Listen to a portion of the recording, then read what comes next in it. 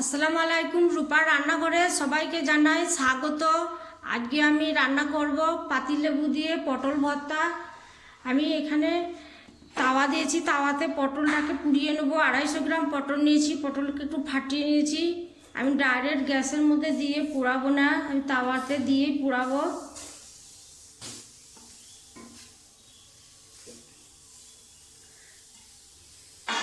প্রথমে পটলগুলোকে উল্টে পাল্টে একটু পুড়িয়ে নেব।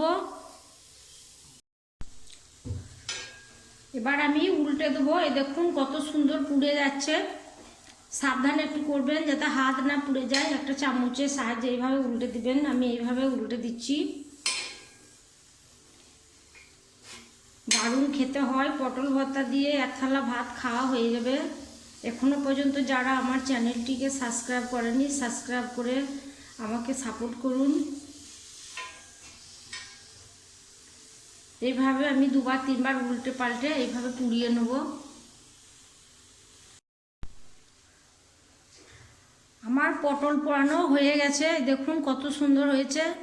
একটু পোড়ে নিই। এবার আমি এটাকে ঠান্ডা করে পরিষ্কার করে নেব। খুব সহজে পোড়ানো হয়ে গেল। আপনারা বাড়িতেও একবার এইভাবে ট্রাই করবেন।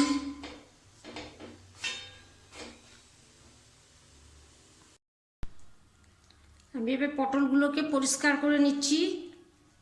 এই দেখুন যেগুলো পুড়ে গেছে আমি সেগুলোকে বাদ দিয়ে দিচ্ছি। বাদ বাকি এগুলো সবই খাওয়া যাবে, ফেলে না দিলেও চলবে। এই দেখুন খুব সহজে হয়েছে। আমি বীজগুলোকে আলাদা করে নেব পটল থেকে। বীজগুলো আমি ফেলে দেবো না। যারা বীজ খাবেন না তারা ফেলে দিতে পারেন।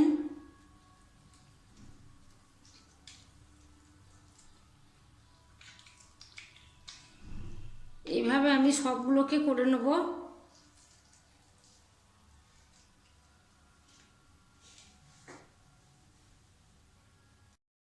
আমি পটল ধুয়ে পরিষ্কার করে নিয়েছি, শিলে ফেলে নোড়া দিয়ে থেতলে নিচ্ছি। সবগুলোকে এইভাবে থেতলে নেব। আমার পটল পিসা হয়ে গেছে, দেখুন খুব সুন্দর করে মিহি করে পিষে নিয়েছি, একটুও ছোপড়া নেই। এবার দিয়ে দিচ্ছি লঙ্কা, ঝালটা বুঝেই দিবেন। আমি এখানে 4টে লঙ্কা দিলাম। দিয়ে দিচ্ছি স্বাদ মতো লবণ, যেমন লবণ খাবেন, যেরকম লবণ খাবেন সেরকম দিবেন। আমি পিষে নিচ্ছি লঙ্কা লবণকে।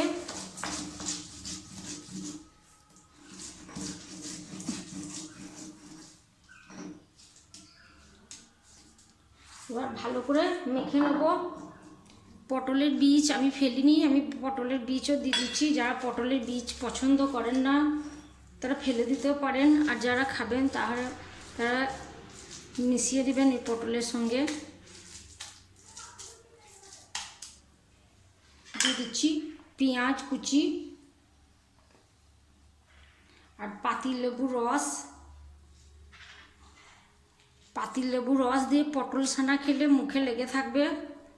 একবার খেলে বারবার খেতে ইচ্ছা করবে।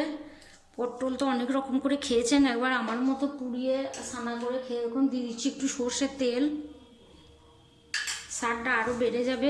ভালো করে মেখে নেব।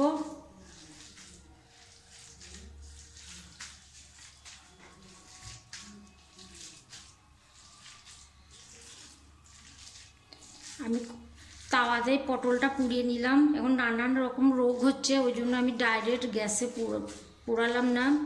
আমি একটা নতুন কায়দায় পটলটা পুড়িয়ে আপনাদের যাতে কাজটা সহজ হয়। অনেকে গ্যাসে পুড়িয়ে খান না, তাওয়াতে পুড়িয়ে খান। ডাইরেক্ট গ্যাসে দিলে ক্ষতি হতে পারে শরীরে। আমার তৈরি হয়ে গেল পাতিলেবুর রস দিয়ে পটল ভর্তা। এটা গরম ভাত দিয়ে খেতে দুর্দান্ত লাগে। আমার পটল ভর্তাটা আজকে যদি পছন্দ হয়ে থাকে তাহলে আমার চ্যানেলটিকে সাবস্ক্রাইব করে আমাকে সাপোর্ট করুন। সবাই ভালো থাকুন, সুস্থ থাকুন। রূপা রান্নাঘরের সঙ্গে থাকুন। আজকের মতো আসি। আল্লাহ হাফেজ।